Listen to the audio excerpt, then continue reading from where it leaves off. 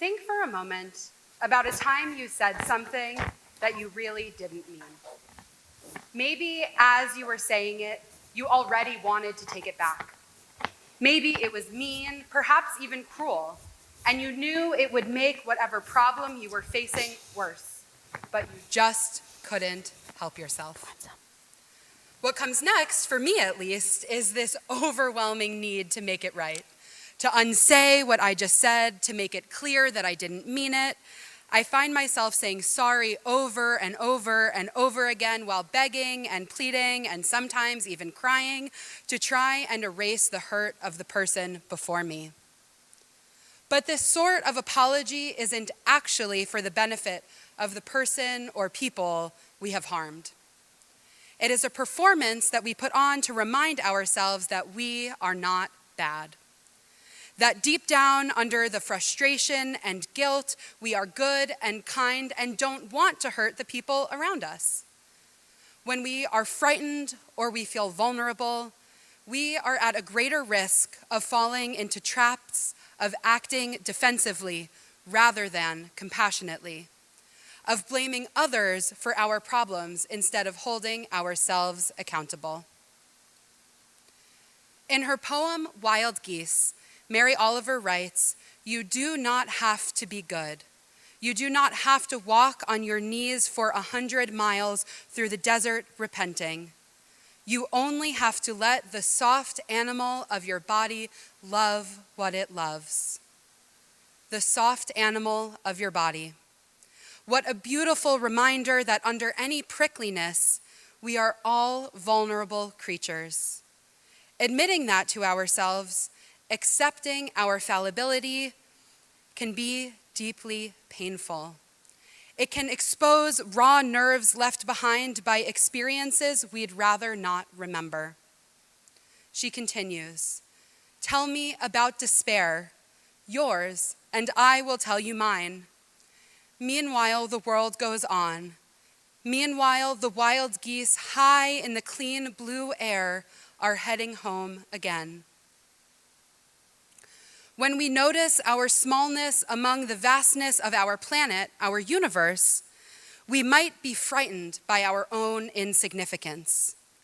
But in my view, this insignificance is a gift. It allows us the freedom to try a million different ways to become the person we believe ourselves to be. Being here today at Temple Emmanuel, you are an individual, and you are also a member of your family and perhaps of our congregation. And your belonging to a group multiplies the impact that you are able to have in the world. We are stronger when we choose to live in community with those around us, even when those relationships challenge us. To that end, it is worth pausing to breathe and meet others with kindness, even when we feel short-tempered. We are social creatures who survive through connection, children to parents, friends to friends. We can't make it through life alone, so what we must extend the sense of belonging we seek for ourselves to everyone we meet. You belong because you are you. You are a human being with the same basic needs and inherent value as any other person in the world. And as the Golden Rule teaches, if we want to be treated with dignity and respect, we must extend it to those around us. However, I will be the first to admit that this task is not as easy as it seems, given especially that we start learning it in preschool. When faced with disagreement, with tension, with a difficult truth, this fact of our belonging can be easy to forget. Oliver concludes her poem, "Whoever you are, no matter how lonely, the world offers itself to your imagination, calls to you like the wild geese, harsh and exciting, over and over announcing your place in the family of things. Your place in the family of things, You belong among and amidst all that exists. And yet this principle of universalism pricks at a tension we experience as progressive Jews. We live in a city, state, and country where we are, despite our influence, a small minority, a group who arrived here from other places for a variety of reasons. And in each and every case, there were people, places here before us. For example, our synagogue is situated on Tongva and Chumash land taken and never ceded, and we too are a people who have had our land stolen. We know how painful that can be. From the destruction of our temples and the subsequent exiles, to flight from pogroms in Russia and the regime change in Iran. So when we sit here in the United States of America on land that was stolen, we have a responsibility to acknowledge that it is not ours. Despite a deed that says we own it, this land does not really belong to us. This is a hard truth to accept. It's natural to feel defensive. After all, we are not the ones who signed false treaties or committed horrific acts. Yet our tradition, rooted in cycles of exile and rebuilding, calls on us to break the pattern of displacement wherever we can. Why should this be our problem? Our responsibility. As a people whose sense of self is rooted in a narrative cycle of exile and rebuilding, we are intimately familiar with the particular pain of being forced out of our homes and the exhaustion of trying to recreate what we have lost. Because of my familiarity, I feel obligated to do what I can to stop this cycle from recurring to my or any people. Patty Krawiec, an Anishinaabe Ojibwe writer, the Anishinaabe Ojibwe are a people native to the northern Great Lakes region.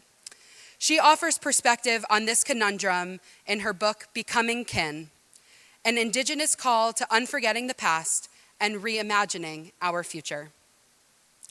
She tells the story of the Wendigo, an Anishinaabe creature, a man who became a monster. He was a man who lived with his family beside a lake, and life was good. There was enough to eat and enough to live on, and they were happy. But things changed, as they do, and life became harder. The man and his family began to starve, the fish were fewer, and the animals harder to trap. The man prayed, and nothing changed. He eventually sought help from a sorcerer who gave him a potion to drink in the morning. It worked, unfortunately.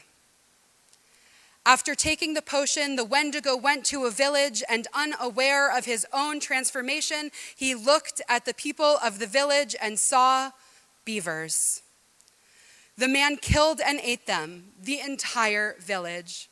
He didn't bring any food home to his family, and he didn't stop to think about what he was doing, about these beavers who had been people. He grew larger and hungrier. His insatiable hunger would drive him to chew off his lips and eat them if there was nothing else. Krawiec concludes the story by saying, "He is often understood as a cautionary tale against greed and consumption. But he emerged out of need and desperation. So much of what we become accustomed to begins with a belief that there aren't other options, that there is scarcity of food, land, jobs, you name it, which leads to a belief, however true, that if we share, there won't be enough for us. The Wendigo reminds us that fear and desperation are not excuses for losing our humanity or for forgetting to see the humanity of those around us. When we choose to live in a community, we are not choosing to live anyone else's life in that community. We are choosing to live our own. the people across the aisle, literally and figuratively, across the street, across the city, can and will live life according to their values and priorities, as will we. But we must acknowledge that the other is there, that we can live side by side without taking away from each other, without making each other's lives worse. And sometimes we might be lucky enough to even make theirs and our own lives better. At the end of the summer, I went to Victoria, British Columbia with my wife's family. On our last morning, we went to the Royal BC Museum, which currently has an exhibit called Beyond the Beat, Music of Resistance and Change. One lesson from the exhibit really resonated with me. It's about being good ancestors right now. Being a good ancestor. To me, this means working to assure that our legacy is one that will encourage flourishing of our families, our peoples, our communities, and our planet. Each of us was given the gifts by our Creator of reflection and forethought. During the high holiday season, we are given time and space to reflect on the year gone by and to prepare ourselves for the year ahead. Today, I invite you to reflect on 3 questions. First, the big picture. How have you been a good ancestor this past year? And second, more specifically, how have you been a good neighbor? And third, moving forward, how might you be even better in the year to come? Less than a year ago, our city was shaken by truly devastating fires. These fires were the result of forces beyond any one person. Members of our community lost their homes, their livelihoods, their loved ones. We cannot continue down the path we are on. It does not have a happy ending. We cannot continue to use limited resources without wondering how we'll make do when they are gone. We cannot continue to shut people out because we disagree with them. We cannot continue to let our differences divide us more than we let our similarities unite us. But we can make change. We can choose a different path, one with a happy ending. Krawek recounts her tradition's prophecy of the 7th fire, in which we are asked to choose between a path that is lush and green and a path that is black and charred. This same choice has long been part of Jewish tradition, of our tradition.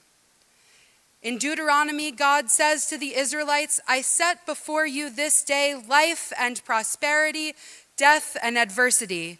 I call heaven and earth to witness against you this day that I have put before you life and death, blessing and curse. Choose life.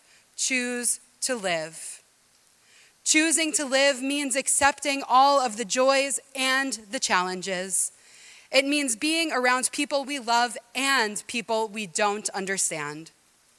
But when we recognize that everyone else is faced with this same choice, perhaps it is easier to learn from and with them than it is to reject them. It is hard to confront our wrongdoings. It can be even harder to accept that we have benefited from others' wrongdoings. But we are not forced to perpetuate them. I return to the poem with which I began. You do not have to walk on your knees for 100 miles through the desert repenting. But you do need to earnestly and truthfully take responsibility for your actions and do all you can not to make the same mistakes again. In the year of 5786, may we make ourselves into people who pursue the lush green path. May we believe in the abundance that our world has to offer and feel comfort in the truth that high tides lift all boats. May 5786 be a year of accepting harms and our role in them, and a year of beginning the long, oft arduous journey toward teshuvah, true repentance and repair. And may the work we do be life-affirming, expansive, and full of hope. Shana Tova.